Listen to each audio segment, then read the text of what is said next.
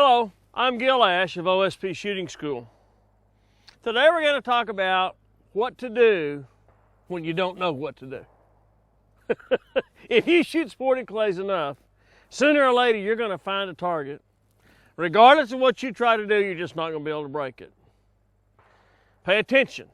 We're going to cover several different things. Typically, if you're having trouble on a target and you don't know what to do, you've tried changing the lead, you've tried several things, there's some sort of an illusion going on. Target setters love to fool you with line.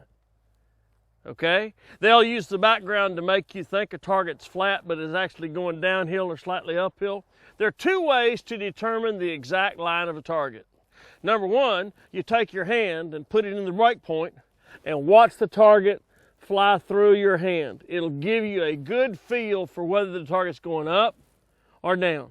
Another way to do it is to take an empty shotgun shell box, just like this, put it in the right point, and watch the target go right through the box. Because it's got the 12 o'clock to 6 o'clock line and the 3 o'clock to 9 o'clock line all around the target's line is instantly visible. Let's look at it one time. We've got a little left to right quartering target that's got a little fade in it to the right. Let's look at it through the box, okay? Watch it. Pull. It's coming in, and you see how it went right out the bottom right corner on that one? Okay, now we're going to do it one more time, and we're going to move the break point back where the target's more flat. Watch it now. Here we go. Ready? Pull. There. You see it kind of went right straight through the box?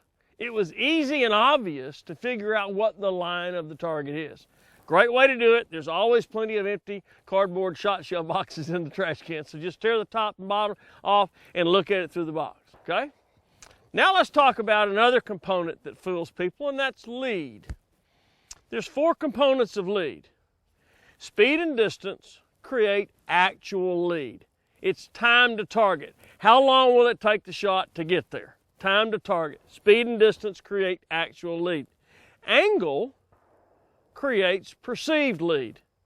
If you're familiar with a skeet range, the lead on high 2 and the lead on high 4 is the same if you break both targets over the stake.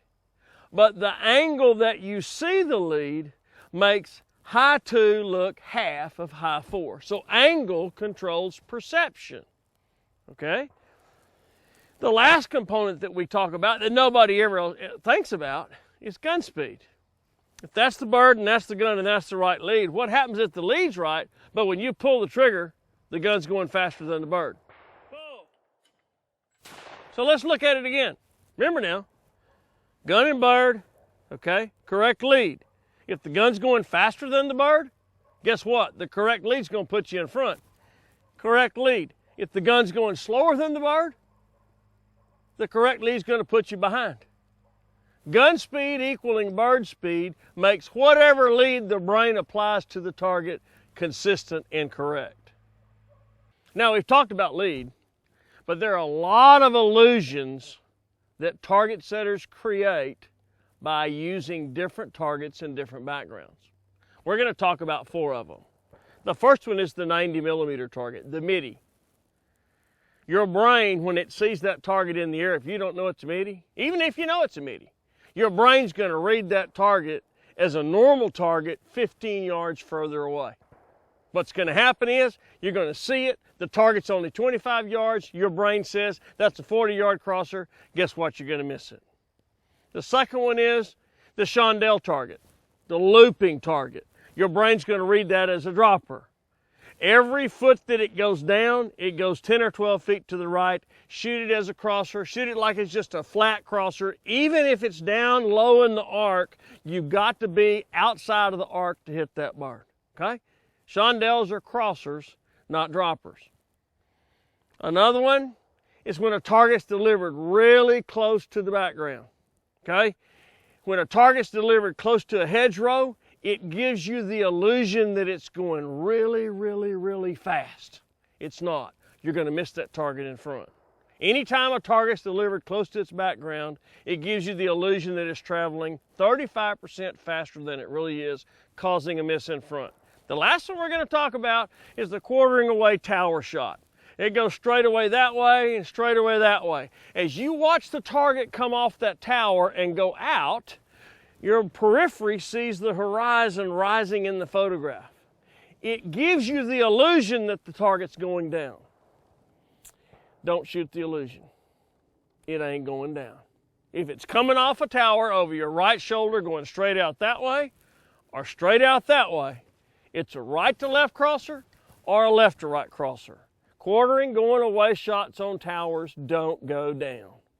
So remember, we've talked about things that create lead. If you think lead is a problem, don't make minor corrections. Double it or cut it in half. But look for line and optical illusions. Target setters love to give you close, easy targets, but deceive you with line in the background. The only way you're going to get better, though, is to go out there and try shooting different targets in different backgrounds. How do you do it? Wheretoshoot.org. Thousands of listings for clubs. In fact, I bet you there's a club within 30 to 40 minutes of your house and you don't even know it's there. You got to get off the couch. You can't think your way to a better shotgun game, and you can't buy a better shotgun game. It's kind of like a good fresh tomato. You can't buy one. You got to grow it yourself. So get out there and pull the trigger. Just remember, when you're practicing these illusions and practicing shooting and seeing past these illusions, firearm safety begins with you.